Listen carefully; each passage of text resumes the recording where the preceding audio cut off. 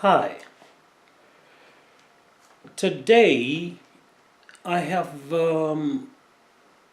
sort of changed my procedure, and as I had indicated earlier before, I'm trying to present um, my excerpts from the book according to the contents of the book and the chapters. But I have been thinking for some time, and I realized that before I get to the chapter dealing with one of the serious issues that I consider most probably the most important um, in relating to the suffering, the unfair treatment, and the problems affecting dark-skinned population in Sub-Saharan Africa, which is corruption and mismanagement by the leaders of the various countries down there.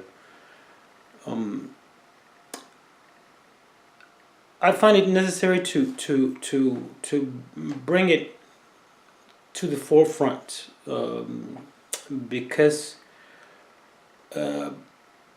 as the days go by, it is so obvious that this is an increasing problem which is not addressed. And I would love if it could be addressed, and getting the individuals around the world who care to mobilize so that a voice, a very serious voice, can be um, presented against this. As I have said in my earlier presentations, in the little research that I made relating to the writing of my book, I was both surprised and not surprised to realize that a greater percentage of the causes of all the problems relating to Sub-Saharan Africa and the plight of the dark-skinned population is directly the doings of the leaders down there. It's directly, not in any other way. You see, very often we're very quick and good at pointing fingers. You know, there are many of us who always will conclude, "Oh, it's the fault of the white man. It's it's due to this and that." Partially it is, because I still believe that the level of corruption, nepotism, and all those irregular pattern of governing or governance down there could not go on without the direct assistance from the international communities, and by so I mean the institutions like the banks, lots of companies who blatantly go in and support some of these corrupt institutions and governments down there, and duping the countries. This is really very serious, and it's important that this is addressed.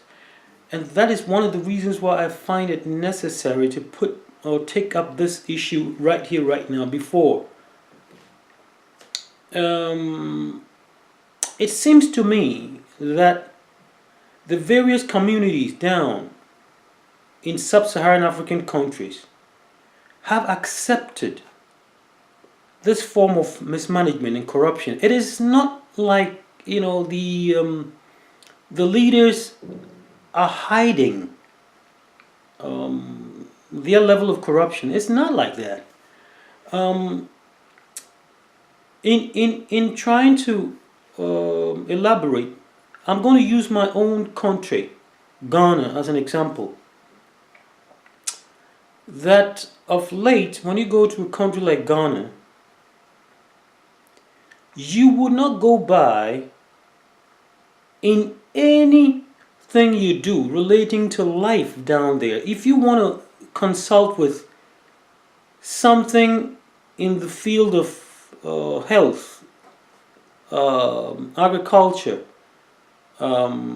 business, work, everything you would indulge in, you would have to, some way, somehow, put up some sort of bribery. And when you go deeper, you realize that it is not like it's being hidden or anything. It is acceptable. It is acceptable so much that sometimes I wonder as to whether our communities down there in dark-skinned populated countries in Sub-Saharan Africa are aware. I have concluded, and without equivocation, that in our communities, and I say this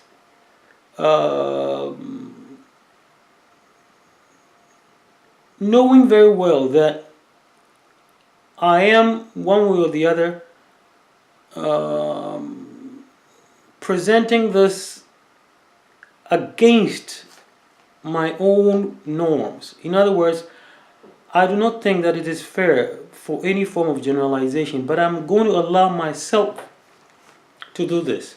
And by so I mean that not only in Ghana, because I've also spoken to some people from other countries on the African continent, south of the Sahara, and it is not that different.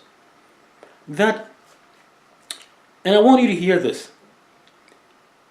Down in Sub-Saharan Africa, in dark-skinned populated countries, people go into politics not to go and find a way to change society and effect change and help their citizens. No.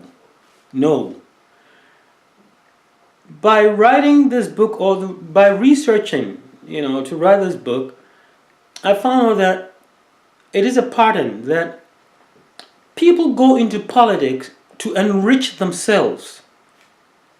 And unlike in many other developed countries where you see that the political platform is a tool used to change society for the better. But in dark populated countries in Sub-Saharan Africa, it's the other way around. People go into politics. People go into high political positions, and instead of them to serve their societies and their communities, they rather get served. In other words, a president is elected, and all his actions and attitudes, both from himself and from those around him, is such that he is looked up to and served. He is served, or the government officials are served. I just don't understand this. It should be the other way around. If you are elected into political office and you are not serving the interests of the people, the community, the society that elected you into that position, you ought to be fired. But in Sub-Saharan Africa, dark-skinned populated countries, it's the other way around. You can see that when people are elected into offices, they easily come to riches and enrich themselves without any accountability, without any complaint from the same communities that elected them. And I think this has gone on for so long that it has become a norm. And often I wonder as to how long this is going to continue. It's been going on for so long that it is so normal for people in political positions in Sub-Saharan Africa to be wealthy, to be rich, without feeling any form of shame or feeling like they've done anything wrong, because, like I said, it has become very normal. And this needs to change, because I'm thinking, if this doesn't change and it goes on and on, what are we going to live or leave behind, as some form of legacy to the coming generation? And when I say that, I really mean it, because with all the wealth, and I say this so proudly, that the continent of Africa, Sub-Saharan Africa, is so wealthy that it doesn't have to be like this. It really doesn't have to be like this. And the people down there are sort of paralyzed relating to seeking accountability from their leaders. It's like, well, that's how it is. And instead of them to seek their rights and what should be rightfully theirs, be part of what the country's resources and riches and wealth provides, they seem to rather look outside the borders of their continent, of their societies. And instead, you find out that lots of international humanitarian organizations are the ones that our people in sub-Saharan African communities look up to or look to for support. I just don't understand this, and I want you people to listen very carefully. It is just not right that communities in sub-Saharan Africa would rather seek and wait for assistance from humanitarian organizations around the world, the United Nations, the Children's Fund, and so on and so on and so on. I mean, this is just not right. Every citizen in sub-Saharan African country has the right to the riches and the wealth that the country owns. And I think it's about time that people, take up some sort of a position on this. It just is not right. Corruption is simply destroying the fabric of the society. It is abominable. I mean, when you think about it, you right now, as I'm talking here, there is a coming election in Ghana, and some of what one reads and hears about is simply, I mean, it's just distasteful that when common people do not have access to the basic things in life, that the sitting governments or governments go around splashing funds, money, on unnecessary issues down there, which has nothing to do with bettering the lives of the ordinary people. And I would like if a change can be made here. This is really, it's a big thing. This is a big thing, and I would wish that that we take this more serious. I just believe that it is our duty to ask for accountability from our leaders.